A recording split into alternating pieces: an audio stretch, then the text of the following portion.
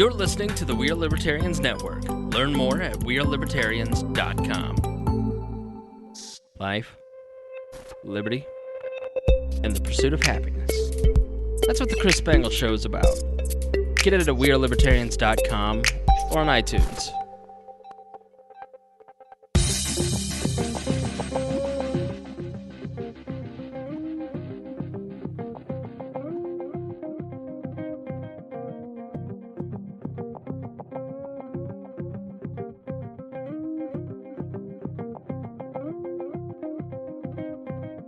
Welcome to We Are Libertarians for this week. I am your host, Chris Spangle. Listen, We Are Libertarians is a fun, irreverent look at modern politics, and frankly, doesn't it deserve it?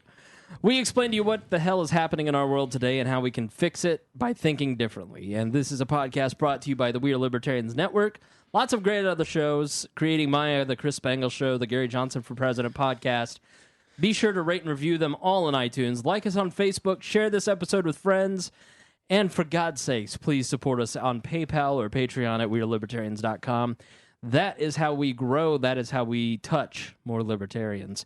And we're always taking your questions or comments via email at editor at wearelibertarians.com.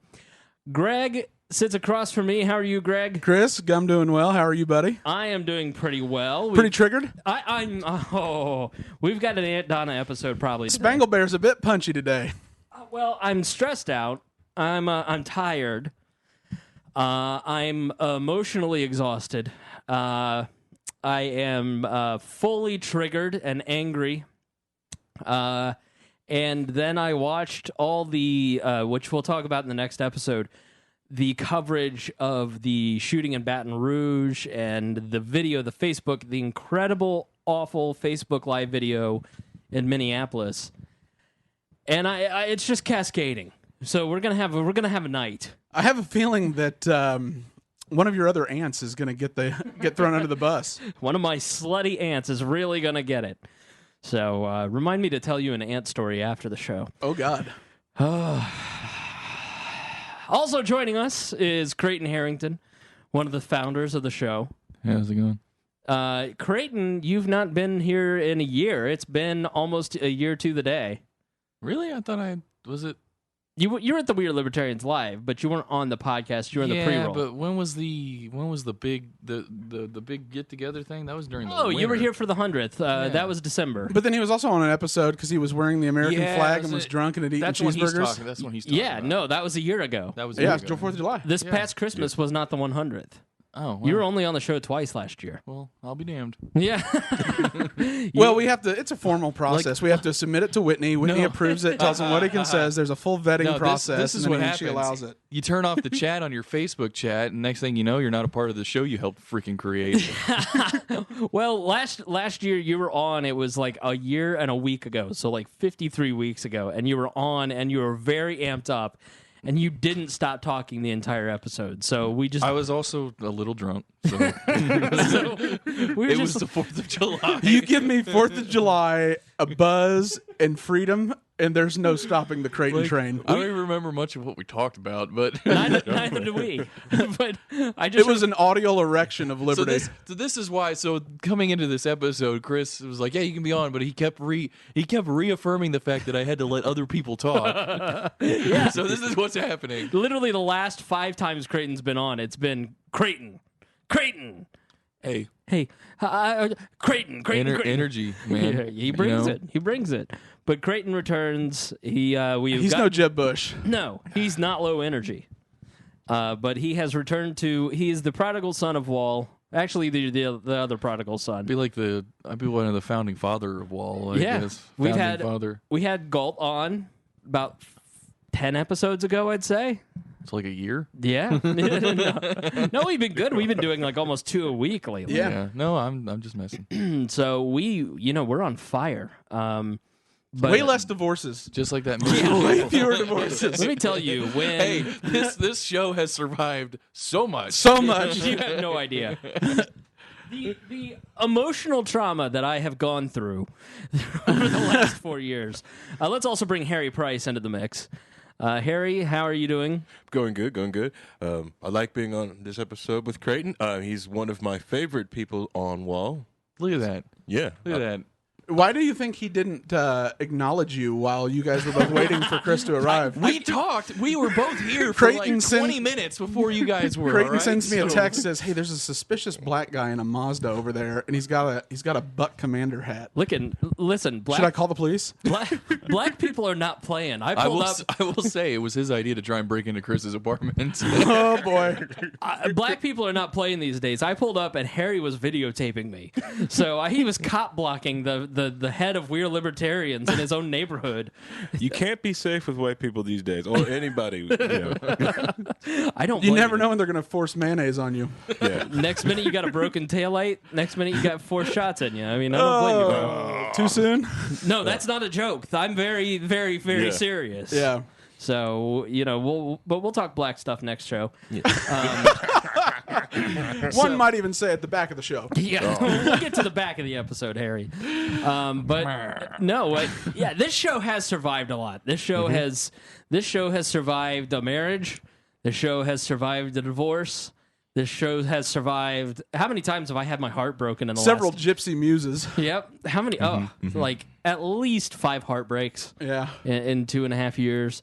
It's been a long, long road. Physical altercations, you with Chris Galt, Spangle with Maya. Yeah, that was early on. Like, if we overcame that, and like that should have been the sign right there that we were gonna last. That it was meant to be. Like, we overcome that right at like what 3 or 4 weeks in. Well, dominance had to be established. You guys were, of equal levels, and then you made sure that was no longer the case. Hey, how many times have we talked about chemtrails since then? None, actually. Who won that argument?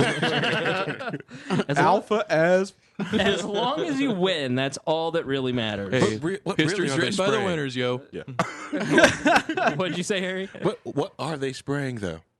Okay. Are you talking about chemtrails? They're trying to poison angels. Oh, Yeah. sorry, that's Can't be water vapor coming off. There can't be that at all. They can't be flying at 500 miles per hour at all. No. I was late to my own house again, and because I was over at Kroger checking for meat deals. And were you really? I was. I had stopped at Kroger, and time you got were away from me. late because you were shopping for meat. Yeah. Really? That's arguably the most American thing you've ever said. Yeah. Well, I've got a grill now, so it's very important to me. We spend a lot of time together. That's not a grill. You said a grill or a girl? Grill. Oh, grill. No, there's no girl. There's no girl. This is a libertarian podcast. Hold on. You've seen this place, Creighton. Look at it. There's no girls in here. You don't have a girl Except or a grill. the one that you want, man. The one that's meant for you. She comes here and thinks this is awesome. Yeah. Well, And then, hear she's that, like, Whitney? and then she's like, make me some turkey burger. no turkey burgers. All red meat for me. Harry's referring to the fact that I have an electric grill. And let's be... Oh, you don't have a grill? Yeah, that's Thank you. the same Thank exact you. thing You have as a grill. Yeah. Might as well just use your oven if it's electric. Right? You can broil it. I Yeah. can't... Technically, you could go to the asphalt in its parking lot and just toss it out there. A grill is a heat source over a metal grate. So it doesn't matter if it's charcoal, propane, or... How is Teflon. How is Yeah. propane any less of a grill than 2 electric coils? Because it's clean fire. heat. It's clean heat. It's fire. It's fire. You It's get that not pure electric. taste of It's meat. fire. I'm sorry, my meat tastes great. Would you like to have some, Creighton? I don't want to go down this joke path. No one wants your meat from your hot, fancy iron. I You have might as well just use your oven inside where No. the air conditioning's at. What's the point of going outside? because it connects me to the So wilderness. what you Nature. have is a George Foreman grill. It's Yeah, not a basically, George yeah, Foreman it's a George grill. Foreman grill. A George Foreman grill is an abomination upon the earth. And Why? Because they tilted it upwards? yes, and it drains all the life out of the meat. Well, okay. It's a dry piece of crap. To collect it later for a cup. And you drink it like gravy. You put right, exactly. Or you use it. You get your bacon. You put your bacon There on you- there. now that's- you put all the that's an bacon idea. grease in there. Then you rub your brisket with that. Then you put it in a real I'm grill. not rubbing my brisket on anything, Harry. Then you put it in a real grill. Wait, are we talking? with We're wood actually chip. talking about food, right? Yeah. Yeah. No, that's code. That's what I'm saying. Harry's Oh, boy. You know, these African Americans are walking around rubbing their briskets on things. I've got like 6 grills at my house. They're let's see, 6? 6 grills. What do you need safe for? Grilling emergencies. Hang on, What if the Don't barbecue? worry. How many family Don't members do worry, you have, the picnic Medea? is still on. Don't worry, the picnic is still on. Yeah. Grill number 1's out down for the count, but grill number 2 is still All right, so over here is this is my Harry impression. Over here is the hot dog. That's the hot dog grill. Over here's the pork grill. We keep that separate for halal. And then over here we have the meat. And then over here we have my special blend. Don't cross the streams. Do not cross the grill streams. It's a perfectly integrated grill system operating Ubuntu. First off, yes, I do separate things because you don't want certain things to separate because certain things can't touch because certain people can't eat it. But There's all been meats several times I've showed up at the park in my truck with all my grills and saved the freaking day. So screw you. All your grills. All Is the this a grills. Paul Are Wall you song? saying that you have a bunch of grills in case you have a Jewish guy and a Muslim guy and a regular guy come? Just in case. A regular guy. Regular food. Christian guy. racist. Or there's an alert come White down on American Facebook, Christian. like barbecue, emergency, their grill broke or something like someone got pulled over on the way to the park. I can easily just stop at the house, pick up some grills, hit the park, and the party's still on. Harry, here's how you know Harry is our black correspondent. Somebody got pulled over on the way to the park, and his meat is separate but equal. One of them's propane, the rest of them are charcoal. I've got 2 little Weber ones. Those are nice for doing vegetables, small grilled vegetables. Sure. Because you can put those down or on the park benches and let the vegetables go there. Benches? Yeah. So you can let the vegetables go You there. go to public parks and take your mobile grill and hang out? Yeah, so you put the veggies It's a there, then you different take culture, the bigger, right? larger ones on the outside to do the huge meat. So you got one doing ribs, so you keep that one And shut his so whole it'll time, smoke. he's got 3 things on a grill at a time, and he's got all this extra space. Why don't you just put some stuff there? Because you can't mix corn and steak, Nobody does guys. asparagus and corn on the same grill. What, you want me to cross turkey and chicken on the same grill? He's right, though. You've got to have, I did a baked potato the other day, and I put the baked potato on at the same time and put the hamburgers on. Well, that was the mistake right there. Right, because Baking potatoes is offensive. Baking potatoes takes forever. Right. And every time you open it up, you let the heat out, you let the smoke out, which is where's the flavors at. Right. So you want to keep that stuff shut. So the stuff that's going to go so do you have a smoker? Yeah. So if things that go 5 to 8 hours, you let that stay shut. Yeah, it's a smoker. You have a Mazda. Yeah. How do you get 6 grills in a Mazda? He's got a trailer behind his Mazda full of grill. he's got a tiny little Mazda, too. This sounds like an unlicensed food truck operation. He's got a trailer of grills everywhere he goes. First time I got all the grills when I had my pickup truck. The only vehicle I ever had that I have never been pulled over in. It was a Toyota pickup truck, lift kit. It was awesome, 4-wheel drive. But now I just throw it all in my Subaru. Oh, you're Outback? Yeah, Legacy, Subaru Legacy. Do your golden retrievers sit on top? No, In your kayak? no, I don't have a kayak. Where do you put your granola? Is it Nature In the Valley? center console. What size Sperry's do you wear? First off, I'm rocking Feli. All right, get it straight. Feli. Yeah, Feli. Fila. Feli. Why is it Feli? It's Feli. Fila. Fila. No, it's Feli. No, it's No, it's No. Feli. F-I-L-A. It's Feli. I go to Foot Locker. It's Fila. It's Feli. They're wrong. Are you talking about the shoes? Yeah, it's Feli. Yeah. It's Fila. They're typically It's worn in Feli. urban societies. You Feli. said Feli? Yeah, it's Feli. Where's the I from? It's Feli. There's no E. It's Feli. Plural. It's not even like It's Latin. plural. It's not He's even making it Latin. It's plural. not even like Feli. Latin. He's It's making it Feli. plural. It's called Because he's a Feli. pretentious snob that has got- 6 grills and a he Subaru is Outback. Harry not the most pretentious of all of us? Legacy. Subaru Legacy. It's a legacy. I don't even. You're the only black guy I know. When I ask them to let me see your grill, you show me a Weber. I've got 2 Webers. Okay. Actually, no, sorry. I got 3 now. Sorry, 3 Webers. One's a Char. What the hell is going on with this podcast? Yeah. Well, anyway, enough about meats, grills, and We can never have enough about We should have meats and talked grills. about this on the 4th of July. I really like what I like to do is get the cube steak. He's You gone. pound it out, the He's cube off. steak up real more. can't- What do you Then marinate him, bro? Depends on I used to go to a local brewery, find some beer there See? to marinate them Snob. in. He's And then such a snob. I like to. So have you you take guys the had cube, zombie dust? So you take the cube steak, right? Greg- and you pound out the cube steak out more. Greg Then you literally take the wears cube steak, Oxfords and a wrap it backwards in hat bacon and smoke Sperry's that. every day. Oh, so Yeah. good. And he seems like he would be the most pretentious one. He went to SMU. He drinks. He Holds his pinky finger up. Worships Buckley when he drinks scotch. He holds his pinky up. No, most down to earth. Harry's wearing a Buck Commander hat and a Terry Labonte hat, and he's a like, Deadpool shirt. I didn't pick this shirt out. Okay. And then he goes to Pork Fest. Yeah. He's the most redneck of all of us, yet the most persnickety. What we've established is that the next wall event will be catered by Harry and Co. Yeah. Are we going to be able to do barbecue and chill? No. You better get like some sort of That's a good idea. So you know what? We're gonna usurp a Friday night. We're gonna do barbecue and chill down here at my pool. We're gonna have a pool night. Is it still green? No, it's a beautiful color. It's better now? I've swam in it. Hopefully it's blue. Well, it had like we took the wall photos and it was pink and orange. It was the first all natural pool I've ever seen. Is that a pool or did it just rain? It was completely untreated. Oh man. Don't worry about our pool. You won't get malaria in there. Creighton, you can tell this is a luxury apartment, right?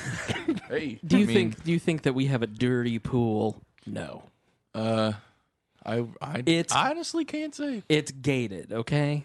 It's not. Do you know what? It's not gated. Do you know what gated pools mean? Yeah, I know. It means that I have to walk my fat ass back here to get the key. That's what it means. Oh, the pool itself is gated. Oh, okay. yeah, no, I thought not you meant this like place. the apartment Screw complex. that, no. Gated pool. It's a gated pool. You sound like Judge Smales in Caddyshack. Harry, how would you like to mow my lawn?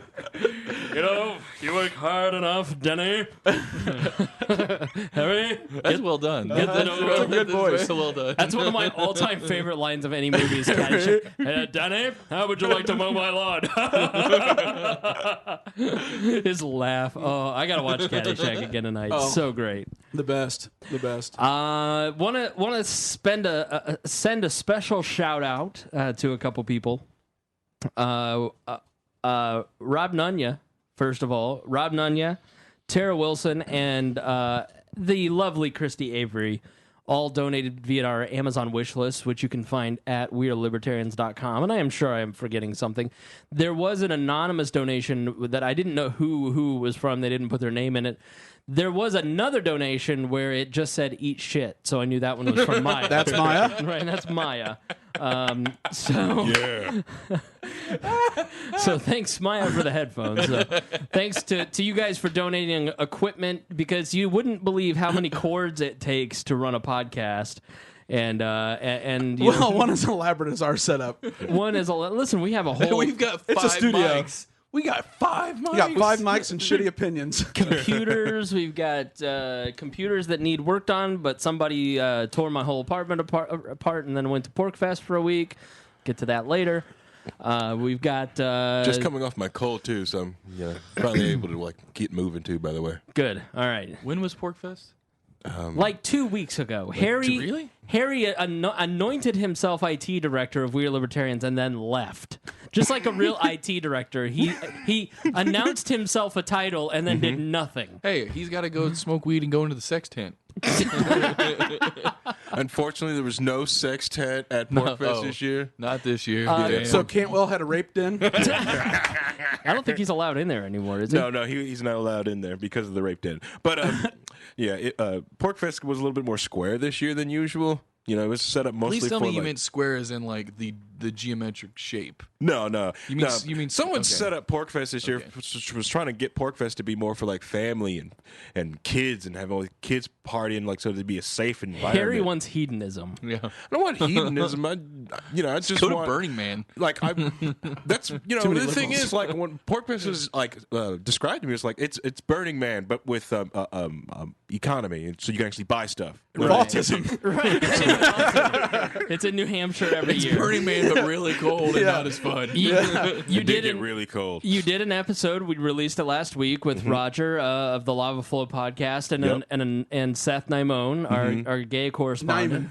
Nyman. Najmon. That's right. And rhymes with Hyman, which he's never seen. And That's a good one. The author, Josh who? It's Najmon. Oh crap! I can't remember his last name. Josh, go look it up. Yeah. And I'm scared to type my passcode in because the camera's looking right at my screen. it is actually, yeah. So sorry, I got paranoid. I thought it was a very black and yellow episode. It was not normal. There was a lot of Gary Johnson bashing.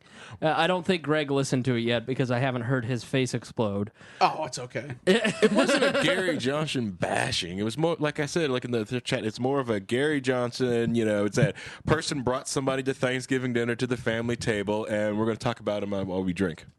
Right. He's still family. We're just going to talk about him while we drink. Creighton, you have your boy Rand. We coined Rand Boner after Rand Paul because of your love of Rand. Rand didn't make it very far. And I would like to say, can I say, sure. It's so refreshing that libertarians will support a guy who endorsed a liberal-leaning governor from Massachusetts. Yeah. Like Gary Johnson. Are you referring to people getting pissed off that he endorsed Romney? Yeah. Yeah. Come on. Yeah. Like, how does no one else see this? Am I the only? Am I taking crazy pills? Rand Paul can't be a libertarian because he endorses Mitt Romney, but Gary Johnson literally picks another liberal-leaning Republican from the same state. And he's like, oh my God, we got to do Gary Johnson name recognition. Oh my God. Rand actually wrote a great op-ed today in Time about Hillary Clinton being exempt from the law. Yeah. A very libertarian, very condemning. Well, he writes great. He writes a ton of great stuff because he's the greatest. He's a good liberty person. He's one of those evil. He's one of those evil, awful constitutional Republicans. I mean, they're the freaking worst. They're worse than like Gary Johnson goes up on stage and literally is about ready to make out with Bill Weld. He's talking about him so much, and everyone's like, "Oh, we're 10%," and then and then Rand Paul, like he's been here this whole time saying stuff so much better, and the only reason no one listened to him is because he endorsed Mitt Romney. Well, like, it's a Republican. likability thing. Rand can be the condescending know-it-all libertarian, except he refuses to call himself that. Right. Whereas Gary just kind of falls over and is goofy, but he's likable because he's nice to everybody. And Gary's like, I tell you what, I climbed the Mount Everest and I walked really far and I like to smoke weed. Vote for me. Not anymore though. I He's thought not he smoking was while he's campaigning. I thought he was here. He's doing edibles, though. He's eating, though. I thought that Gary was here for just a brief moment. That was great. Thank you, Craig. I know. I've been practicing my Johnson impersonation. I thought you were going to say you were practicing your Johnson. So, yeah. Easy, too easy. I get it, but I think my beef with Rand Paul has always been that he doesn't want to embrace the label libertarian for whatever reason. It's like, who cares? Just be who you are. But like, who cares? But it's footsie. Yeah. It's who? What do you mean it's footsie? The dude has done more for liberty values than anybody else in the mainstream right now, except maybe Amash. I don't disagree with you. Well, then why are we arguing? I don't know why we're arguing. So now that your beloved Rand Boner is down, it's deflated, you've gone flaccid, who will you vote for in November? Oh, I actually haven't thought about it. I don't know. You can't go Trump. No, well, right? I'm not going to vote Trump. God, no.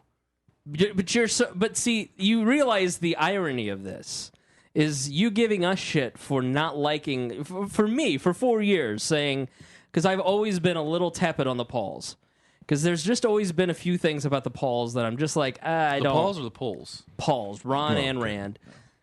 Where it just was always like, I get it, but it's not for me. I'm not jumping into the pool all the way. I'm going to sit here and go, yeah, I get it. I like them, but, And you've always given me crap about that.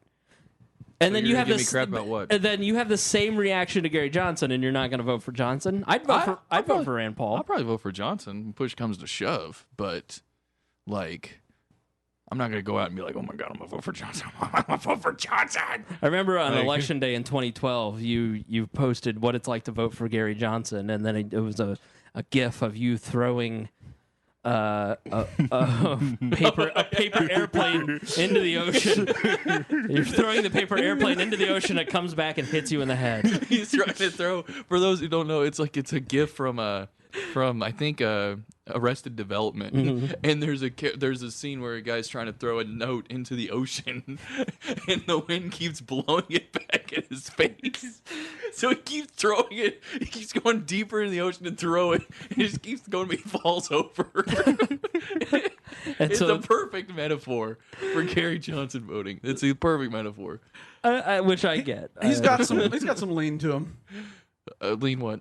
To the side when he talks. Oh yeah. Almost, like you expect him to be like, What? like Louis Armstrong. Hey, Albert. Like Louis Armstrong blues singer. Oh, Well, I am pleased to know that you're not considering voting for Donald Trump. Oh God, what in the world made you ever think that I would vote for Trump? Because you're a scumbag Republican. I'm not a scumbag Republican. he just got the face. Remember, you said I just support. I'm just okay with supporting Republicans. And I have come around to your way of thinking. Whoa. No. Republicans. No. I haven't come around. I don't agree with you, but No, I'm saying, like Rand Paul, like Justin Amash, people who have proven themselves to have libertarian values, take liberty where you can get it. yeah, So, that's what I've always said from the beginning. right. But, voting for Donald Trump or Mitt Romney or any of that bullcrap. God, no. I didn't vote for Romney. I'm like, if anyone reads my Facebook or my Twitter, like, I'm one of the biggest. Do people still Twitter? Yeah, I think they do. Yeah. No. I thought news organizations just used it as an aggregator for links. And I do sometimes. angsty teens just do it to passively aggressively send messages to link to their Tumblr. But Right. like, I mean, I'm very clear my disdain for Donald Trump. I don't think I've ever been. That's very apparent. good. He's That's what I'd hated like and to hear. mocked Trump since the beginning. Yeah. Right. He's All a right. douche. To be clear, I will side devices. say though, it was probably about a year and a half ago at this very table that I said that Donald Trump wasn't going to do crap. So Greg won that side of the argument. Yeah, me too. I thought Kasich would be the nominee, and he would have been had it not been for Trump. But Kasich? Oh no, I no, don't think it was. Kasich was the second out. No, He was the second to last man in. that's because he wanted to give free food at every campaign stop he could. He should have been. And if you watch The Circus on Showtime, he tells the worst jokes ever. Yeah, he's a dad joke. But guess what America likes? They like dad jokes and racists. Not ones like him. They love racists. Not pedantic ones that love to lecture you and talk about why they're smarter and go off on tangents and then make shitty jokes. Honestly, just saying. Ted Cruz would have probably won had it not been for Trump. No way. No. Yeah. The media would have never let that happen. He's talking about the media hates Donald Trump. They absolutely loathe him. They him. love Donald Trump. No. If we're talking about the media as in the liberal media, which is the ones that would not like Ted Cruz, The media. the liberal media hates Donald Trump. The media They can't get enough of destroying him. They don't love him like, oh my God, this is ratings. They freaking hate the guy. when they get those ratings books back, trust me, they love Donald Trump. Whatever. Otherwise, they wouldn't. There talk is about no him. way in hell that the liberal media supports Donald Trump presidency over a Ted Cruz presidency. Are you kidding me, Donald? They hate both of them equally. Are you freaking kidding me? They hate both of them equally. You're a white male. Like, Donald Trump is a liberal. Like, of course Yeah, they like him. pretty He's much. been schmoozing those people for 30 years. got liberal I don't care. policies. He could support resurrecting FDR and the Tennessee Valley Authority and all that crap, but they would hate him because he goes out and he says that he doesn't like Mexicans. I don't care what you support. If you have any inkling of not being supportive of minority rights, then liberals hate you. Donald Trump loves the Mexican people. He ate a taco salad. Yeah, he loves the Mexican people. That's actually a really good point. That's still the greatest thing ever. He did eat a taco bowl. The Mexicans love him. I love Hispanics. I love the Hispanics. what did he? And then my favorite It was like the greatest troll ever. It's all anyone talked about for 3 My days. favorite is that he's You all think he's being serious, and he's got- having a blast he's just got- shitposting behind his screen. he's got a taco. Wait till they see this. and it's on top of a picture of his ex-wife. Marlon Maples magazine. In a bikini, which he must just keep down there. He might as well have put a little note that said, "You mad, bro?" or essay. Hey, I will give him credit. Something tells me that, like, I think he's being serious, but a part of me is like, this is all just Donald Trump being a con man, Right. and just, writing this out and playing the biggest joke of ever.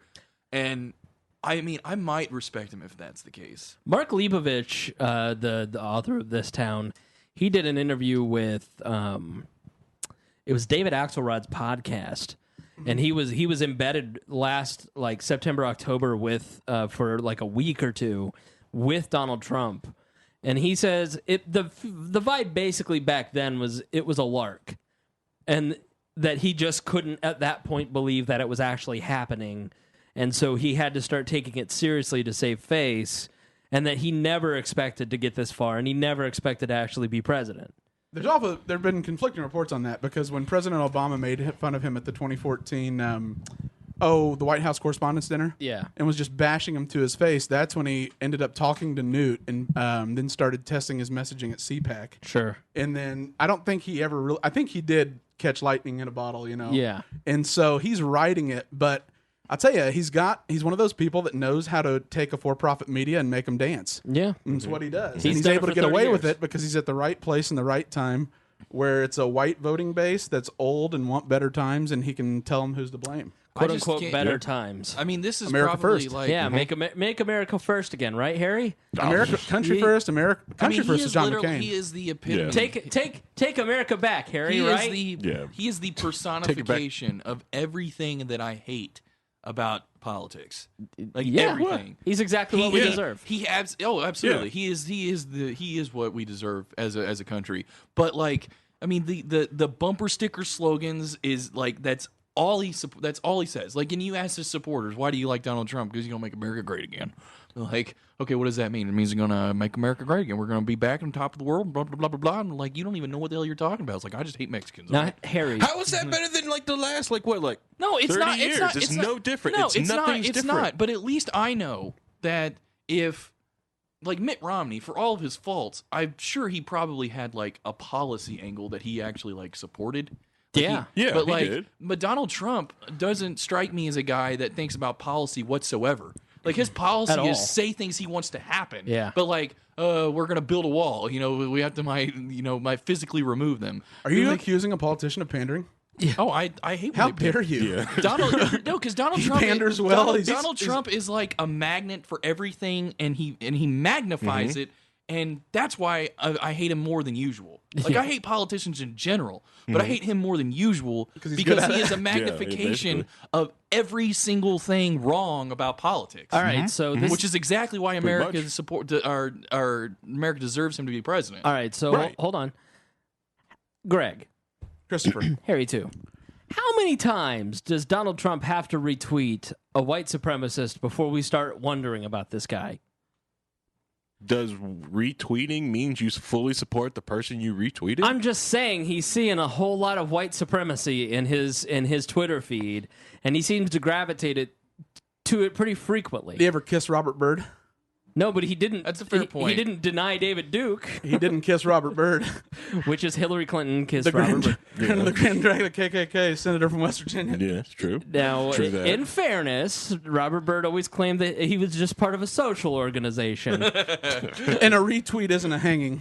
Right. And a retweet isn't being part of the same organization or paying dues to the same organization. But It's just a retweet. But it is support. Donald Trump undeniably. No, it's just a retweet. Hey, look at this. I don't. No. Retweeting is just hey, look at this. No. Yes, retweeting can be. Oh, look, this is cool. It's either self-promotion or sharing. Retweet could be, look at this idiot, or it could be, I support what this guy says. But Donald Trump has never, or he may have, but he is not retweeting white supremacists. Be like, look at this. He just idiot. won't absolutely condemn the affiliation with David Duke. Chuck Todd asked him to point blank, and he, refused outright to do it, just without saying he knew him or saying he had any relationship with him. He wouldn't come right out and say, "No, I deny him." I don't care. I don't care. But he's actively using.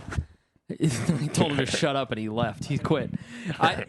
He's actively using undercurrents of racism to fuel his campaign. And the Democrats don't. Do you deny? Oh, okay. All right. The Democrats don't. Explain that. Democrats don't use minority groups to like pit the other people against the other side. Do like basically just get enough people to go? It's like, hey, vote for us unless you are a bigot, racist, you hate the gays. You hate trans people? What about the bathroom? They can't really use that one this time around because Donald Trump's okay on the bathroom issue. He doesn't care. Right. He likes to be on a private property issue. All right, that's a fair point. But the Democrat Party has gone around and started using black people, using the black voting bloc, and they're trying to use Hispanics to go against the Republican Party. Yeah, they're building coalitions on identity politics, which has always been their thing. Yeah. And they've been historically on the social issues way more freedom oriented and personal, individual belief oriented. But Donald is, I don't know, Donald's Donald, and I don't think we initially intended to do this. If Donald was black, people would love him. I just like Donald. It's like, yeah, my uncle at Thanksgiving, he's racist, but Yeah. it's Uncle Ted. Uncle Ted, he's just racist, and we love him. Well, it's not Like that. most old black guys, super racist.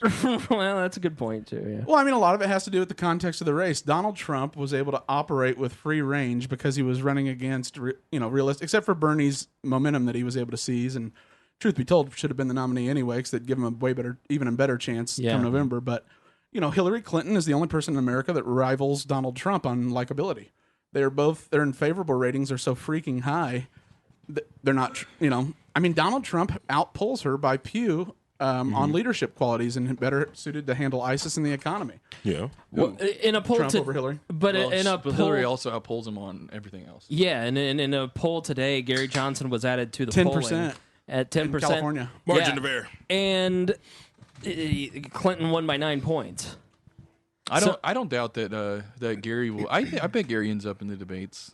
I think so. Is it 10 or 15? It's 15. Nationally? Yes. Based on the Real Clear Politics average? Yes.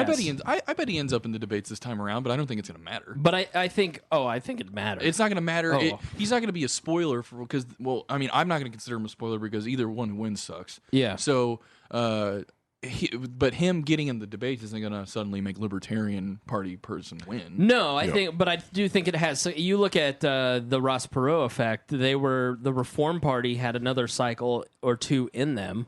They went past 2000, right? The thing is what Gary Johnson's going to have to do if he wants to actually make something tangible out of this is he's going to have to refocus his campaign to be sort of single issue.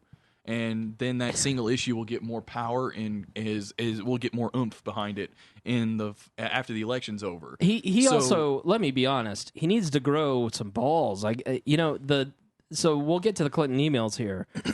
His response to the Clinton emails was a no response, no comment to Reason Magazine on the Hillary emails, and basically just said he didn't want to throw any mud in response to the Clinton emails. Meanwhile, if you read what Jill Stein said in response to the Clinton emails, it was powerful and it was well written and it was and it made me go, wow, I need to look into I'm never going to vote for Jill Stein, but I wanted to have an awareness of who she was just because it was such a firm, well written response, but by Jill. So, Gary just keeps not having the right messaging at the right times in some of these big issues because the media is actually asking him for substance and red meat, and he's kind of missing the ball in some of these who do you think areas. he's trying to cater as far as voters? I think in that particular instance, he was trying to cater to. He didn't want to piss off Democrats. Well, I don't think he wants to piss off Democrats in general. I don't think he's trying to go after Republican supporters at all. But so is Jill Stein, and Jill Stein went after Hillary, and that's going to grab more Bernie people than Gary's no comment. Gary, no. I disagree. I think Gary is trying very hard to play to the Democrat base for some reason. The fact that we're not totally sure is a problem. Yeah, and it's stupid because how many times does somebody who is moderately conservative, libertarian, anything have to be taught that Democrats care about their issues first, not the issues that we agree with each other on. Yeah, even though they spout about this whole idea of the collective and the collective first, no, it's their issue and that's the only collective issue they care about. If you're not going to talk about social, minority right issues, or you're not going to talk about the women's right to choose is a huge one. The women's rights, something like that. If you're not going to talk about those things, right? Criminal justice and how you're going to make. Well, I disagree because they've had plenty of time to do that as politicians, and no one's holding their feet to the fire on that. They held the power, the halls of Congress. They could have gotten so much done on criminal justice reform when in 2009, and they didn't do it because they wasted all their time on health care. Yep. And all that's happened is nothing. Health care is everyone. It's the thing is, the Republicans have the longest history of being staunchly pro, war on drugs, strong on crime, since protecting communities. Even mandatory minimum sentencing. No, since the Democrats have given lip service for the longest time, and people like Cory Booker have stood out there trying to get those reforms through. You know who they're working with? Who are they working with? Who's Cory Booker? Yeah. All right, so Greg, let's break down the Clinton email scandal for our listeners. Kind of take us through what happened. I think most of our listeners, let's not presume that everybody knows exactly what happened, but essentially Hillary Clinton had some private email servers installed in her home and rerouted through those private servers State Department emails so it could go through her phone. And some of those some classified emails went through those servers. Some as in many. Many, yeah, a lot. And so that has been an investigation that has been ongoing along with Benghazi and several other investigations. And poor Comey. Yeah. Poor Comey. Oh, he got put on the grill today by Trey Gowdy. So fill us in with the rest of the knowledge that we need to know about the Hillary Clinton email scandal. Well, I mean, it's one of those things where, I mean, I had written about it earlier in the week, and there's two ways to look at it. There's the, what did she actually do? So out of convenience and based upon either she was ignorant of it, which I doubt, or she decided that since others had done it, like Colin Powell, and set up their own private system where unsecured, where they could send themselves correspondence, that she could go ahead and do it as well, and then there probably wouldn't be any backlash, or it wouldn't look too bad. Reality is, she was Secretary of State at a time when it couldn't have been. Just a lot of bad things happened. I mean, you have the Arab Spring. Can I say though? Hold on. Let Greg finish. So she gets caught. That these emails exist, and then instead of just turning it all over, admitting it, owning up to it, and saying, yes, I did this, here's why, it was for whatever reason, she ended up not turning it over, then had lawyers go and comb through emails. They printed out the emails, which was like 40,000 pages, and then or something. Did a data dump altogether. Right. And so it wasn't so much necessarily that she did anything wrong, because as the FBI has concluded, and the reality is, if the FBI and the Department of Justice decide not to charge you, you're not a criminal. Sure. I know that isn't comfortable for a lot of people, but that's the final decision. That's government. It's government. And so the reality is, she didn't do anything criminal that they could prosecute her on. And she set it up, I'm guessing out of convenience, she just acted in the wrong way at every point. And one thing that was a strategic mistake during the Democratic primary was Bernie covered for her right out of the gate, very first debate. And I disagree that it was a sick and tired. Well, you can continue, but we'll talk about why I think this entire email thing is just. Well, yeah, it's really stupid. It's way off point for anybody to talk about. Yeah, but so she gets caught. They do a review. Then the Bill Clinton is deployed to Phoenix last week to meet with Loretta Lynch, who's the head of the Department of Justice and the sole individual responsible for charging Hillary with any infractions or crimes based upon the investigation and the findings of the FBI. Now, was he deployed to meet her, or were they in the air? Was it coincidence? I thought that they were in the airport on the Sky Harbor, tarmac at the same time, and good old Bill just happened to see his old friend Loretta, who he appointed to the bench, or he appointed to be a prosecutor, and he just wanted to go say hi, and they talked about see an old friend, talk about grandkids. It's nothing. It was totally right. And truth be told, we don't know. We have no idea if that's what happened or not. But it looks so bad. And with the Clintons, Bill Clinton has a documented, verifiable track record of lying to federal investigators under oath. When that is the case, you aren't given the benefit of the doubt anymore. He's still popular, but Bill Clinton, when you think about him and are asked to play word association, liar, honesty never comes up. Yeah, and I think in that specific instance, I think it was a brilliant political move by Bill Clinton, because I don't think Loretta had any idea what was happening. But when he walked on that plane and she accepted that he come on the plane and they have that conversation, knowing what was coming this week, what Bill Clinton did is he forced her hand to withdraw herself, which means that Obama, there wasn't some sort of secret alliance that Obama and the Clintons twisted anything with the Justice Department to try and keep her out of trouble. And he took Loretta Lynch out of it, so then it keeps Obama out of it, it keeps the Justice Department out of it, and it just puts it right on the FBI, which the people trust far more than Loretta Lynch and Barack Obama and the Clintons. Used to. Yes. So I think... Until they become a political organization with this. I think that it was...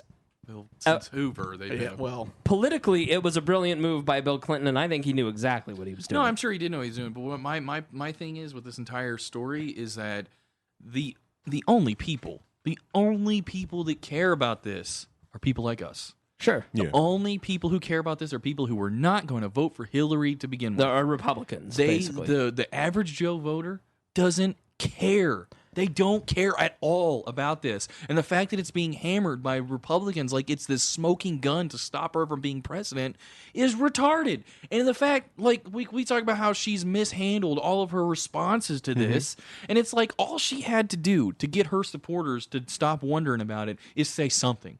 And she chose to say what they wanted to hear, that she had nothing to do with it. And that's it. That's good enough for them. They don't care about the rest of it. No. So it's over for them. They're going to vote for her no matter what. And the independent voter is going to hear somebody talking about this like, I don't care. Or he's going to stay home. I will say, if it's Donald Trump, Hillary Clinton, and I've never Googled Gary Johnson and don't know what he is. So this email thing is nothing but Politico stuff. It really is. Well, it's the ability for Trump to incite the base and fundraise, which is why last month he was able to raise $51 million. I honestly think that, like, I was watching, my dad watches The Five every day, like a good-fashioned American. And what guy with 6 grills, if you will? Yeah. But they're talking about how Donald Trump can use this to hammer Hillary, and how they shouldn't go after Comey. They need to go after Hillary on this. And I'm like, you guys are stupid. If the Republicans think that they can use this issue to beat Hillary, they deserve to lose. It's not just Republicans; it's Libertarians too. Because I hated Gary's response. We are in our bubble. This is such an issue where we are stuck in our bubble, and we don't realize that the outside of our bubble doesn't care at all about this. So I think you're exactly right, but I also think that Donald Trump can't hammer her and make her more of a dishonest politician. No, his goal is to keep people home who are undecided and don't want to vote for either. Right. Yeah. That's the strategy. He needs to get his base out, in the Republican base, and his new voters that are a lot of times first-time voters and disillusioned Union Democrats from conservative states. And he needs to keep independents home. If he does that, he can win. If he doesn't, he loses. Has a leak in it, though. The Bernie people care. Much as you think they don't, I'm friends with a whole bunch of freaking liberals. Or do they care? Do they care because it's Hillary? Do they care because it's email? They care because it's Hillary, and they figure they got completely screwed over because of Bernie. Well, they're not going to vote for Donald Trump. They're not going to vote for Donald Trump, but they're not going to vote for Hillary. They're going to stay home because he already endorsed it. He already endorsed her. No, he didn't endorse her. He did not endorse her. He said he would vote for her, but he did not. So we're not going to deploy his. Everybody one at a time. So when somebody comes up to Bernie Sanders, so are you saying that a vote is not an endorsement? What is he going to say? That's what he said. It's a personal decision, right? No, he said, "I'm not going to." You just like because he said like he didn't say he wasn't going to endorse. He said like I have things she has to work on. But come November, I will vote for her. But she's got things to work on before I ever endorse her. There's a lot of Ron Paul 2008 in the Bernie kids. Yeah. There's and Bernie and Ron. Push comes to shove, they walk into that ballot booth box. They say, "Here, I have to choose between Donald Trump." Or Hillary Clinton, they're going to push Hillary Clinton. And that's why Jill Stein hammers after that. But Jill Stein's more in the camp of the Bernie people than they are with the regular like libertarian guys. In Bernie's like actual like stances maybe. Yeah. But I think after one thing I think we've learned since Ron Paul is that the people who support people like Bernie Sanders aren't always the most principled people in the room. Correct. That's true. They're usually angry about corruption and a raw deal. Many people who supported Ron Paul are now Donald Trump. Like actual like grassroots state Iowa, it evaporated support. It literally evaporated all Rand and Ron's like built years because Donald sucked all the air out of the room because he was the outsider. That was what the exit polling found. I mean, plenty of people. Main guy getting convicted of corruption at the exact same time probably didn't help. But it's either. like, well, good old Jesse. Good old Jesse. Yeah, but in the 4 years after 2012, they hunted down most of the Ron Paul supporters inside the Republican Party and tried to kick them out. Absolutely. No, they've cleansed the party. That's fair, and that's why I'm so happy that the reason that Donald Trump is not going to be able to be usurped at the Republican convention is because of the rule that was passed to stop Ron Paul. Yeah. Thank God for poetic Sealed irony. their own fate. Yeah. Oh my God. So one thing that I want to bring up is the concept of mens rea, which was raised by Mark Rutherford, lawyer friend of mine, and I thought a lot about this, and I think that this is a concept. You know, he mentioned that a lot of libertarians may not know about mens rea, they may not apply it, but it probably should apply here. Is this a planet? No, mens rea is a criminal. This is from Wikipedia. Mens rea is Latin for guilty mind. In criminal law, is viewed as one of the necessary elements of some crimes. The standard common law test of criminal liability is usually expressed in the Latin phrase actus reus non facit reum nisi mens sit rea, which means the act is not culpable unless the mind is guilty. Thus, in jurisdictions with due process, there must be an actus reus, or guilty act, accompanied by some level of mens rea to constitute the crime which the defendant is charged. As a general rule, criminal liability does not attach to a person who merely acted with the absence of mental fault. The exception is strict liability of crime. I don't think that Mark was arguing that Hillary should get off scot-free, but he just was trying to reintroduce this idea to libertarians, saying that, do we think that Hillary was actively, purposefully leaking classified information? No. And I don't think so either. In fact, I think there's too much classified information. Overclassification? And so the problem for me is not that she had these private servers set up and that she was doing this all out of school. The problem is, it's always the cover-up is worse than the crime, is that she did lie to federal prosecutors and was never punished for it. She actively covered it up and is never going to be punished for it. But the real problem is overclassification of documents.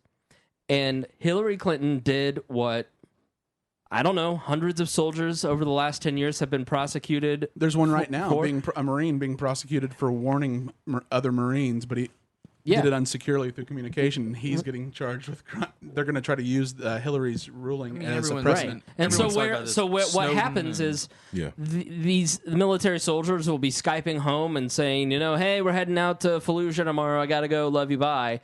And that's unsecured communication. Then those guys get brought up and they get dishonorably discharged or tried in front of a military tribunal.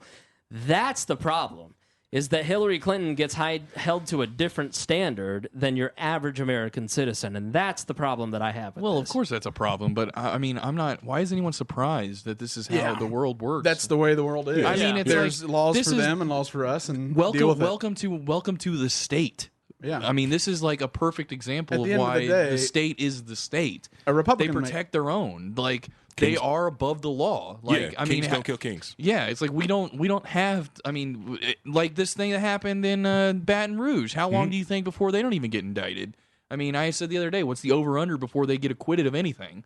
Like, you can literally if you work for the state, you can literally kill a guy in broad daylight. And you won't even go. You won't even get charged with a crime. Yeah. They have a cop hate crime. So if you kill a cop, it's 15 more years just blanket, rather than a cop killing someone as an agent of the state. The state protects its own, and that's just how it works. So honestly, if you're upset by the fact that Hillary doesn't have to go by the same laws that the rest of us, you need to be upset by the fact that a person in the state doesn't operate on the same legal playing field as the rest of us, because that's the problem. The state is in a different legal class. The privilege in this country is not black-white. It is not man-woman. It is political versus non-political. The state versus you.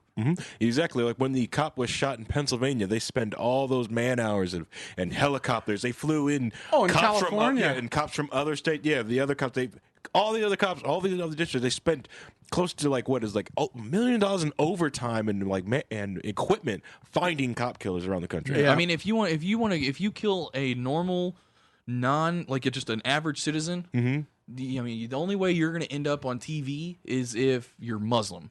But if you kill a cop, you kill a cop, it could have been an accident, and they're gonna show you bump their car. They're gonna have the news copter on your front door when they blow it up and kill your dog. Domestic terrorist. It's a total double standard. And what's infuriating about all of it is that there is such a large block of people in this country that don't understand that it isn't just the heathen minorities complaining about the fact that they can't get away with doing drugs. Like, they refuse to believe that there's systemic problem of violence within the state. Well, that's because this is the average American, the person that watches reality TV, comes home from their job after a long week, and they want to hear a USA Today version of what's going on in the news, and then hashtag support the troops. Right. Or hashtag, Blue Lives Matter. Right. Yeah. That's the average into the mic. The average American, that is their experience when they're apolitical and unengaged, and they don't understand all the elements that are a result of this and the nuance necessary to really understand what problems have happened. But I do think there's the political aspect of this, and then there's the actual infractions that were committed. Sure. The infractions that were committed, they were never going to convict one of their own. Just wasn't going to happen. No. Now the political element of it is Donald Trump did what Donald Trump needed to do, which is he needed to fundraise. And the easiest thing in the world is to take cheap shots at a Clinton to prove you're one of their own to Republicans. Right. Mm-hmm. Now, for libertarians, though, I hated what Gary did. And then I was talking with Lindsay actually about it on the way over here. And she was the one that brought it to my mind that, Gary, explain what he did or did not do. He basically said he didn't think she committed a crime and he pretty much punted on it. And so at first that infuriated me. But then after talking to Lindsay, it sort of brought me around to the idea that really libertarians, one, we have fewer resources. So we have a smaller window of time to get noticed. And so we can't spend the time echoing what the Republicans are already going to echo. And then, one, there aren't many voters out there where it's going to make a difference and sway their opinion. Maybe the total of 7,000 nationally that it might are going to vote for the Republican or stay home. Sure. And so what Gary has to do is Gary has to make sure that he still has that window of opportunity in the ear of the people who he's trying to attract. And so what I initially did, I was outraged, but I was outraged over the double standard. I wasn't outraged over her acts. But the reality is Gary handled it exactly right, and he handled it in a way that an executive who's trying to be strategic and seize on it would. Mm-hmm. But that didn't work for Mitt Romney, and it's working for outrageous or strong principled stands is what's going to get you media attention, which is what Gary needs. Not being the thoughtful administrator. That's not what sells in the media. Well, they're only asking his reaction, and his problem was he didn't say, this is trivial BS. This is what we need to be focusing on. Right. And seize that moment to dominate the narrative. I don't think that they're going to give him extra media attention for being outrageous. There's no way that Gary Johnson is going to be more outrageous than Donald Trump. Okay, I can see that how he could, by being the grown up in the room is how he's going to get media. That's their whole strategy. His strategy is to get his poll numbers up to a point where he can get in national debates, and that's where he expects his poll numbers to take off after that point. It's the we'll win because our hearts are pure argument. The only reason people aren't voting Libertarian is because they've never heard of us, not because they disagree with us, which I would argue that the majority of the American likely voting electorate straight up disagrees with a bulk of the libertarian position because most Americans just plain old don't like individual liberty. I mean, I've come around to that view. Maybe I'm a cynic, but the majority of the American electorate supports either as a combination Hillary Clinton or Donald Trump. I don't disagree. I think people have been conditioned to big government, and it's hard to take little government when you've spent 100 years and generations conditioning people to look at the questions want more. that Gary Johnson was asked in the town hall. Right. That was good that happened. But look at the questions he was asked. Like, do you really think that we should legalize heroin for children or something along those lines? It's like, of course they're going to ask these stupid questions because that's what they do. Libertarian boogeyman questions. Like, it's like they don't go up and ask him questions they would ask to an actual, somebody they expected to be an actual presidential candidate. Ron Paul gets, why do you support prostitution instead of were you right on the Iraq war? Yeah. Right. Like, that's just how they are. So, it's just, but they do that because that's what the American electorate thinks. Mm-hmm. They are totally in tune with that. And I just might be a cynic, but I'm very tired of expecting, being a libertarian and being the only reason that we're not at the top of everything right now is because our microphone isn't big enough. I think our microphone is perfectly big enough. The problem is that the people listening just flat out don't like us. I don't agree with that. I think there's just not enough people have been exposed, and that's where I disagree with most of the libertarian podcast sphere is, Gary Johnson and William Weld aren't pure enough. No, they're pure enough for most voters, which is who we're trying to capture, and all we're trying to do with a Bob Barr or a Gary Johnson is to get them to push the L button for the first time. Bob Barr was exactly what I was looking for in 2008, and he got me to push the L button, and now look how far down the rabbit hole I am. Now I don't mind doing it or have that anxiety doing it in the voting booth. Exactly right. And it disrupts the patterned behavior. So I'm sorry they're not out there talking. They're not, Daryl Perry, which most of us in the room would agree with. Well, he's not a Libertarian Party member anymore. Oh, really? He's starting his own. Okay. Yeah. All right. What a maverick. Ask Angela. He's really the John McCain of the LP. Ask Angela Establishment Keaton. anarchist. Angela Keaton Did did he that. at least keep his clothes on? Yes, he did. That's good. Step in the right direction. Angela Keaton got kicked out of the party. She's one of the antiwar.com folks. Started her own party. It didn't last very long. So screw you guys. I'm gonna start my own party with blackjack and hookers. You don't forget the politics. So let's start wrapping up on the Hillary stuff. Harry, you seem like you're constipated with a thought. My main thing was like the only reason I would ever run a home email server is knowing out how many bugs and how hard it is to maintain a home server. Sure. The only reason, the only especially time in an apartment in Colorado, right, and the only time I've ever ran a home email server is that I'm going to do correspondence through it, and I want to securely delete it. I want to make sure whatever goes through and whoever I'm talking through this thing is deleted. Mm-hmm. That's the only reason why I would ever try to brew my own home server, because there's too many exploits out there. There's too many things, too many little Chinese hacker probes out there trying to find email servers out there. Do we think that Hillary Clinton is adept at those things? And that's what Comey said today, is that she's not competent enough to know if it's classified or not when it's been sent through with the C. Now, the reason that's ridiculous. The best thing the devil ever did was to prove the world that he doesn't exist. What? Huh?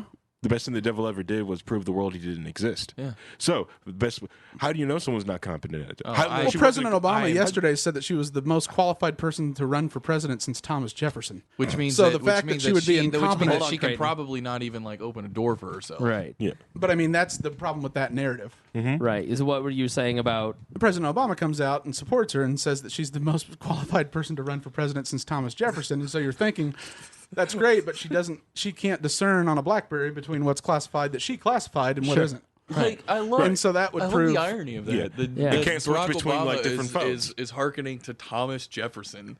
Like, Ronald Reagan would have said, "I knew Thomas Jefferson. He was a friend of mine." But that's the funny part. He was going to go back to Andrew Jackson, the other Democrat. That was one of the brilliant things that the Republicans did, is that Trey Gowdy called Comey, the head of the FBI, in front of Congress today and just started roasting him and just pulling out little sound bites that the RNC can now use against Hillary Clinton for the next month. Which again, I don't think is going to do anything other than raise money for Republican that's candidates. What this is about. Though. Exactly right. Yeah, because here's the thing, and this is political inside baseball, because no one in the general public starts paying attention until Labor Day. But right now, you have a Republican candidate that the Republican Party is not sold on, and you've got to give them some reason to fight against Hillary Clinton if they're not going to fight for Donald Trump.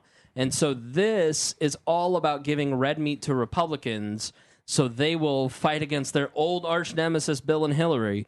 And that's all this is about. It's just about politics. It's not about the criminal aspect. We all knew she was not going to go to jail. We all knew that nothing was going to happen. We all knew that they were going to get around it. And we all know that it's not fair that soldiers get in trouble for this and go to jail for it, and Hillary doesn't. It's not fair. Yeah. That's the outrage. Yeah. That's what you saw with Brexit. Mm-hmm. Yep. There is an outrage that is a lot like it's literally an elitism. Well, it's the Marie. She is the Marie Antoinette of the modern American political system. Yeah, and so people. She's another meme coming up after this episode. Oh, I've already made that one of her as Marie Antoinette, but it was let them eat superdelegates. But no, that's the thing, is that the rage and the outrage. No one is specifically pro-Trump except maybe protectionist union workers. Mm-hmm. Right? Or people that live right on the border that are like the oath keepers that, walk up and down. Like that's but people with, red and black flags and swirly shaped objects on those flags. You mean the windmill of friendship and toleration? Yeah. Racism. No, but I mean, with Donald Trump, it's one of those, he's just that guy. No one's really for him, but by giving him the villain and making her look as an elitist that's above the law to Republicans, that's the biggest home run you can give, especially when they don't believe in you. And they don't like it that you have controversial views on social issues and don't really care about gay marriage and call 2 Corinthians 2.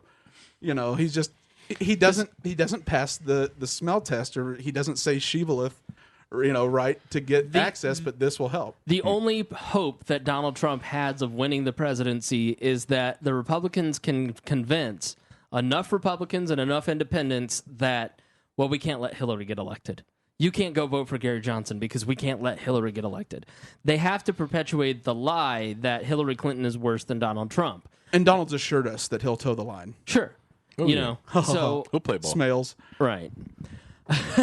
You know what I mean? In a private back room somewhere with the elite fundraisers, Like, Reince Priebus is doing his Smales impression. I find myself every day just looking back at this election and just taking like from a bird's eye view and being like, what the what has this country come to? Like Donald Trump versus Hillary Clinton.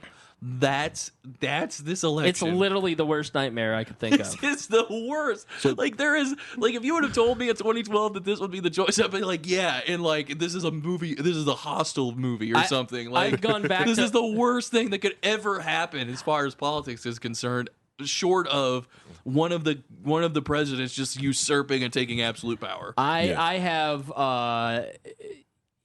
I have gone back and listened to some of the early episodes of We Are Libertarians in the 2012 election, and we just were like, this is such an outrageous election. Barack Obama versus Mitt Romney. I'm sitting here going, man, Mitt Romney, maybe he can do something at the convention. I'm like scratching. Hey, man, y'all got any more of those Mitt Romneys? So the thing is like, this election is going to... I mean, this has turned off so many... Like, the Republican Party, even in 2012, was at a point where it had to find a way to stay relevant. Yeah. And or else it was, a decade away from being irrelevant. And no one cared anymore. And they just went... They went totally... They're like, double down. We're double down, retarded. Well, they didn't have any control over it. The firewall that had been in the presidency between the Tea Party crowd, the insurgents, and the crazy, insane notions of talk radio type personalities finally infected the presidential race. And Donald Trump is just now we're going to look at... I mean, because I don't think Donald Trump has a chance. I've been wrong at this table before. Yeah. He nervously says for the 7th time this year. Every time it's just like, you're that meme. Yeah. You're Nate Silver. I've been wrong at this table before, but I don't think that he has a chance against Hillary Clinton head to head. And but like that's it. Like, what does the Republican Party do after this, other than they only have two options? Other than hope that all of the Donald Trump supporters were just Donald Trump supporters and they leave and they that's what'll happen. Yeah, he's going to bankrupt he's already philosophically bankrupted the vessel. It was already philosophically bankrupt. But I'm saying the Liberty Caucus was the only person that had a coherent governing philosophy that existed anymore in the Republican Party. You look at the Hawks; they're gone. McCain and all those guys have lost credibility. That I will say, thank God for that. Like, now if there's anything, it's Hawks moving to the Democrats. So if the party does die and like somebody tries to resuscitate it from being basically a hollow shell, at least the Hawks won't still be there in there infesting it. But it's history as reinvention. Like Robert Taft was the leader of it until all of a sudden the Christian conservative and Eisenhower, tax cutting, all this stuff. All the stuff that redefined it, and all the way through Reagan, he was sort of the culmination of that platform. Now it's at a similar precipice. A couple years ago, I wrote "Death to the GOP," and what I was talking about was that it really only has a liberty-oriented plan going forward. The way the world's going, it'll be like Matt Drudge said a year ago. It'll be authoritarians and anti-authoritarians, and that's what the GOP has to become. But it's still got enough of it still carries enough of a footprint. It can be communitarian, where it is nationalist, it's protectionist, it's harkening back to a better era. It is Harry, a better era. Better era. Yeah, the 1950s. Right. But no, that's strange fruit swinging from the trees. Nina Simone, a better era. And it had to rewrite the political map. If it wanted any hope, it had to rewrite the industrial Midwest blue states, which are socially conservative and liberal fiscally. And Donald Trump is that guy. He's the last grasp of an intellectually bankrupt party trying to maintain relevancy. I like that we started talking about Hillary Clinton. We just ended up back at Donald Trump again because Hillary sucks. And that's why I support the index, the Indiana exit from the Union. It'd be great, Yeah. It'd be like Porkfest, but more so Hoosier. Are we not talking about Baton Rouge? We are. We're just about to. So when Indiana exits from the Union, we'll have open borders between Illinois, Ohio, Michigan, and Kentucky. Texas. I actually, and I bring this up. I think, honestly, after all of this, if there's no means for anyone who supports like liberty to find any out in political action, then the only way that I think that there's ever going to be any tangible liberty kind of idealism is going to be through state secession or something like the Free State Project. Yes, secession. And the Free State Project is great because it's going to have a ton of people go to a state and just take it over. Although right now it's not the change it from the inside. Yeah. Well, they're not going to. They're just literally going to take over. Like it's not even like a change from the inside, and we're gonna infect like a virus. And when did they activate? Who did the Republicans and Democrats nominate? Hold on. With the Free State Project, they're not infecting. They're the backup. New Hampshire already had the Live Free or Die. The Free State. The Free State Project is a good idea. It's a good idea. It's a good idea. Get as many liberty-minded people to just flood a state. So it's an anarcho-capitalist society. Absolutely, like a tidal wave of unseen poll numbers. Is like that's all it's going to be. I think that's a good idea. That being said, I think like at what point do we have to be like the only solution really is just a Brexit? Like we just don't like, and I know that we have a unique history in America that when it comes to secession, that it's not as easy as Britain. Don't fire on Fort Sumter. Just don't fire on Fort Sumter. Like I understand that. I'm not an idiot. I'm a very, very adept student of history. But like you're the greatest student of history. Secession has a long and storied history of working in the United States. Yeah, it's called. That's how we were born. But like, I just don't see how in the long term, other than a generational death. Like, because I honestly think we have a generational war here. I think people who support Donald Trump and Hillary Clinton are old. After the millennials are young. After the millennials, I just want them to be generational death. It goes baby boomers, Gen Xers, generational death. We need a millennial bubonic plague, and then we'll all be free. But me personally, I know that's like that is probably the craziest thing I've said. Because like usually I'm the guy who's like, let's be normal about this, and I try and say play the political game. But like as the Liberty Caucus are the only liberty sympathetic individuals in American politics. I mean, honestly, in the long run, in the long term, do we honestly think that after this we're gonna find any way to save this system from itself? Right. There's no way. But how's that no insane? way in hell. How's that insane? How's that insane? The Constitution is not a suicide pact. I totally believe that we should be able to overthrow the government every 20 years. Oh, really? The tree of liberty must be refreshed from time to time with the blood of patriots and tyrants. Meanwhile, which can be a peaceful, just red ink, just like, we're signing this off. Here, you can have this. Here, bye. And just back off like, hey. Sure, that works. That's never happened. Go left, but you go right. We have 8. It can happen. England's going to do it from the EU. This is the same thing. If you, I wouldn't be surprised if no one's going to fire a shot. It would be funny to like see Merkel just throw on her commander hat and be like, "Not on my watch." All right, well, we got to wrap up. Yeah. All right. So final thoughts for this episode. Harry Price. Like I said about the whole email thing, the only reason I would ever spin up an email server at home is to try to do it. If I want to make sure all my communication between the people I want to communicate with got deleted securely. It's the only reason why. Other than that, there's no reason to run an email server at your house. The use of electricity, having to keep it secure, the upkeep. Because if she had privacy, if she had the consultant or the ability to run an email server, she knows what she's doing. Either she set that up or she had a consultant set that up. So she had the knowledge next to her to know everything about that server. If she asked for it, but she didn't ever ask for it. Sure. I bet Huma Abedibin. But who cares? What's her name? That's racist. Huma Abedibin. I don't know how to say her name. Creighton, final thoughts. This country's fuck. No, I don't know.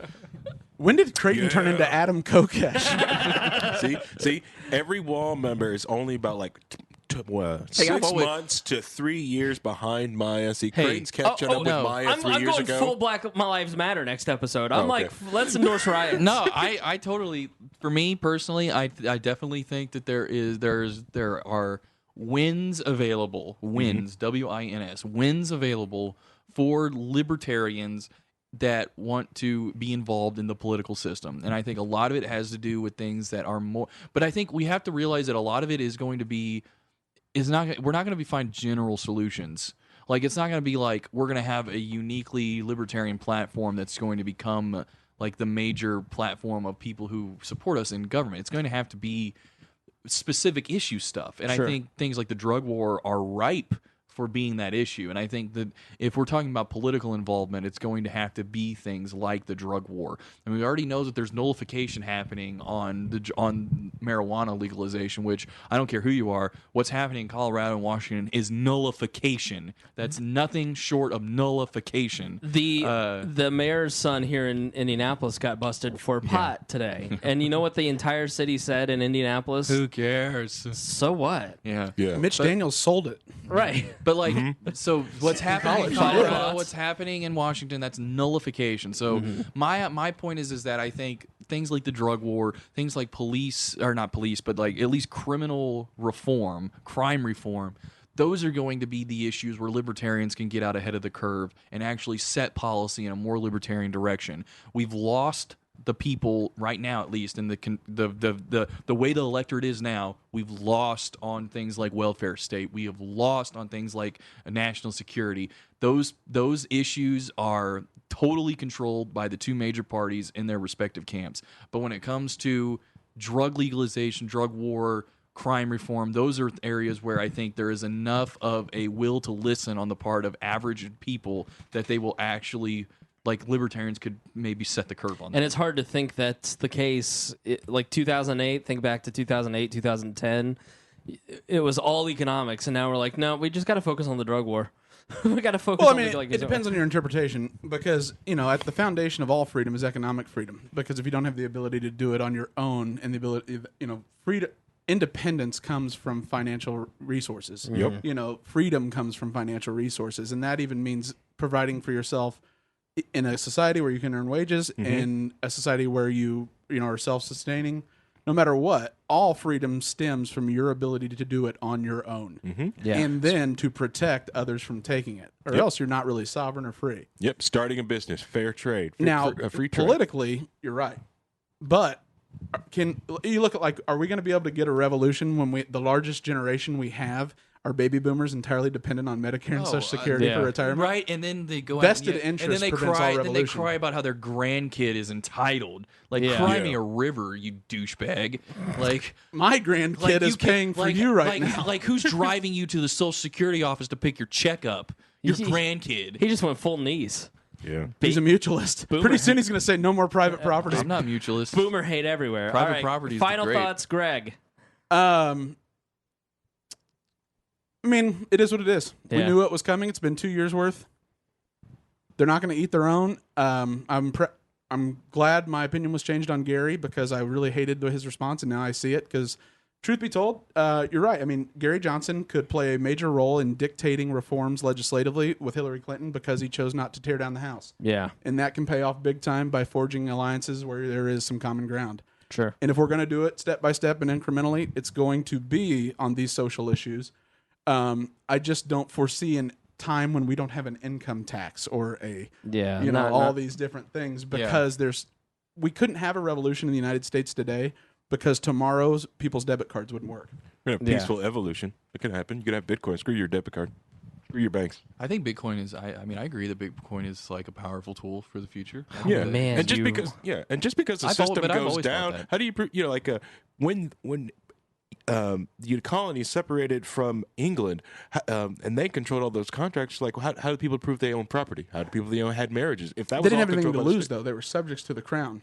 Yeah, they weren't, but it wasn't like their lives were. Would you think everyone else isn't subject to the state? They are, but they also get their 51% of the voting block gets a subsidy. Half the Americans during the American Revolution didn't even want to revolt. A third didn't even want to revolt. But when you get something, you don't bite the hand that feeds you, or you're less inclined to bite the hand that feeds you. I agree 100%. You're not throwing off taxation. You're going to throw away your check. I think that's the generational thing. I think that when a large block of the older people start to die off, then you're going to see less of that being popular. Although in the meantime, there has to be less welfare increase for young people to get on. Big fan of the boomer hate. Baby boomers have ruined this country. But they were the most idealistic and the most mistrusted. What? Because they had hippies? No, because of the Korean War and the Vietnam War. They were lied to. They were killed. No, we can talk Look about at John this Kerry. in the next episode. All right, we got to wrap up. All right, kids. I have no final thoughts. I do want to give a shout out to the Johnny Rocket Launchpad. It is a podcast that I discovered. I've been listening to a lot of libertarian podcasts, and listen, the Johnny Rocket Launchpad is worth your time, just like our friends over at Lions of Liberty, just like our friends at the Lava Flow podcast, just like Jason Stapleton, Tom Woods. Those guys are all independents like us, all deserve your time. The Johnny Rocket I don't know how much time this guy spends editing this podcast, and his voice is so good. I got to start smoking cigarettes. Got to start talking like this so I can sound like Alex Jones. So check it out. Thank you to everybody who keeps this thing afloat. We're going to have the membership stuff launching soon. Not membership, donation gifts. So anyways, thanks for watching. Thanks for being a part of We Are Libertarians. And as always, we promise to do better next time. Hi, this is Chris Spangle. Can you hear how good I sound? I sound great. And you know why? It's because listeners like you go to wearelibertarians.com/wishlist and you help us purchase new equipment. And then we take that equipment and we hook it all up and then we sound really good. And the only thing that can possibly go wrong is if I forget to hit record one more time. So, if you want us to listen, getting new equipment isn't going to make everything better. There's still going to be problems with people like me and talking into the microphone, but you can make us sound really good as we're messing up by going to wearelibertarians.com/wishlist and purchasing an item today. It helps us grow, it helps us do more, and it helps us make sound better. Make sound better? That doesn't even mean anything. Well, I'm still not giving up, and I hope you aren't either. So please, wearelibertarians.com/wishlist. Thank you for listening to the We Are Libertarians Network. Get our other shows at wearelibertarians.com.